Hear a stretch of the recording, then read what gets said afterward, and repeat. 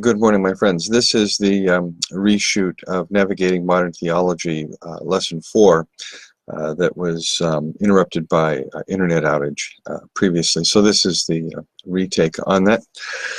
Okay, so what I'd like to do in this particular lesson, we've been looking at the question of religion, revelation, and the Bible. I mean, this is key. And so we've talked about some of the issues surrounding the Bible that Karl Barth brought to the fore in the 20th century in the debates he had with Rudolf Bultmann, and how these schools of thought have kind of permeated certain segments of European Protestantism. Unfortunately, American Christianity is, as Bonhoeffer remarked, 80 years ago almost, 90 years ago almost, American Christianity is Protestantism without Reformation.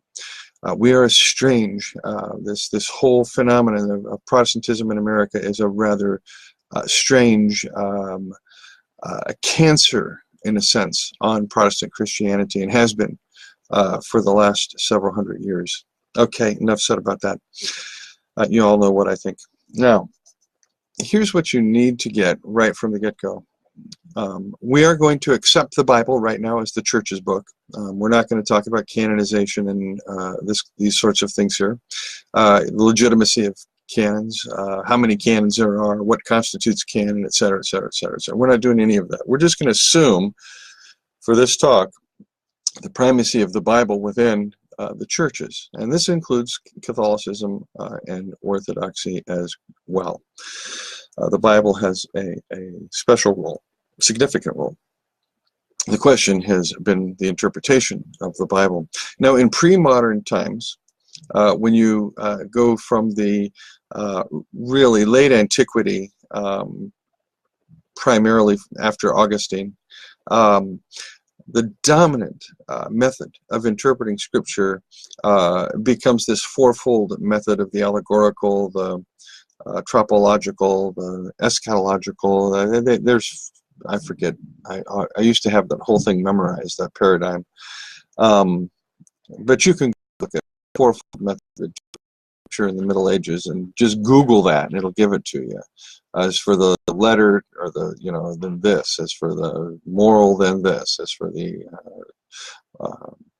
existential, then this. Whatever, that's what they did. And those were your commentaries. That's how you commented on the text. That was the method you used. There was no sense at all that these were ancient texts. They were read as direct, living words from the living God that were to be heeded. It's just like, this is the letter, babe, read it and do it. And the text had that kind of power in the Middle Ages. People read the text that way.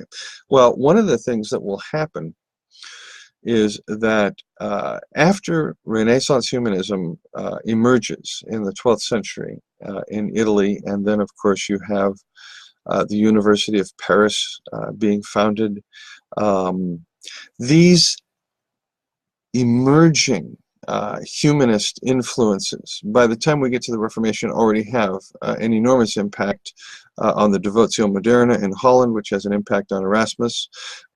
It certainly has a kind of a backward impact, in a way, on Luther, although you really can't claim it's a strange relationship, but with Calvin it's a direct relationship.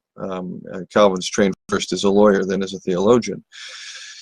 Now, he wasn't trained as a theologian, but he becomes a theological thinker.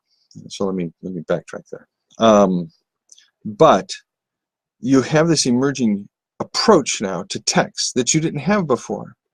When the early critics, the humanist critics, and the watershed kind of event is Lorenzo de Valla's unmasking the donation of Constantine as a late medieval forgery. And that kind of just shook the powers that be, because now the papacy could no longer claim that it had the right to crown emperors, and that those debates began all over again already. And around the same time that we're just dealing with the whole split of the papacy in Rome and in Avignon and all that's going on there. I mean, this is a tough time for the church in the late Middle Ages. After the rise of humanism, and this thinking, things begin to crack long before Luther gets on the scene. All Luther managed to do was put the straw on that broke the camel's back. That's all Luther did. But things were already beginning to shift because of this new approach to texts. Now, when the Reformers had to make a break with the Catholic Church, and the Reformers argued that Scripture was their authority, they also brought a new way of thinking about the text to the text, and that was this humanist approach. And it had to do with, what does the text intend to say? That is, they're looking for intention. What's the text intend to say? Now, they haven't gotten where we're going to go here with what does the author intend to say. They haven't made that connection yet. But what does the text intend to say? What's the literal meaning of the text? And that's why when you read Calvin's commentaries, for example, I can point to Calvin's commentaries, you will find a very different approach to reading the text than you had previously done. Although Calvin, like me, like you, also puts his own spin on things when it comes to texts. And so in a sense, these glosses that he's adding are not a pure literal reading. You really don't get that. But what you get is a return back to the text that asks, wait a second, we're doing all this fanciful readings of the text and making spiritual applications hither and yon and this and that, but what does the text say? And it's that approach to the biblical text that will, 100 years later, produce the birth of modern science. That is, modern science as you know it is indebted to this approach to the biblical text that is first taken in Renaissance humanism. Okay, so we've got Renaissance humanism, Reformation, Enlightenment, and now allegedly we're in the post-modern period. We'll deal with that in a moment. So you have this intellectual shift that takes place in the late Middle Ages that becomes applied to the Bible. And when that happens, the Bible now becomes this extraordinary authority because it is believed that it can be read clearly now. It's read clearly. We've taken all the medieval stuff off. We're reading it clearly now.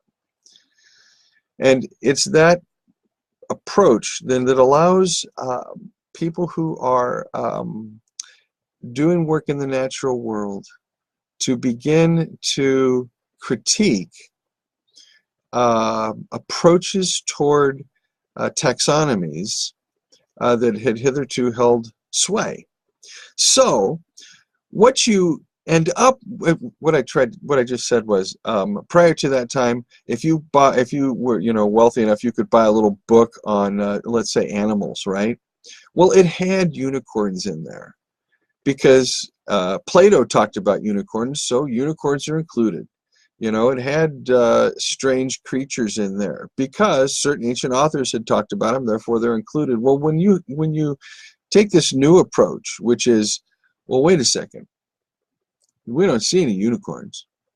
Unicorns must not exist. When you take that approach to science, now you're doing the whole Cartesian thing.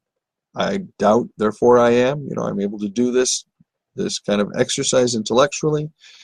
You end up with what Peter Harrison describes in the Bible, Protestantism and the Rise of Natural Science. I've just been telling you his thesis all along. Here, Peter Harrison's thesis all along. What happens is this ends up producing not only the rise of natural science, say with Descartes, and if you want to date it to the mid 17th century, time of Shakespeare, in England, and Descartes in France, and it's a marvelous period of time. But at the exact same time, you will have a few key figures who will come along and begin to apply a scientific approach to the Bible, not as a book come from God, but simply as an ancient text.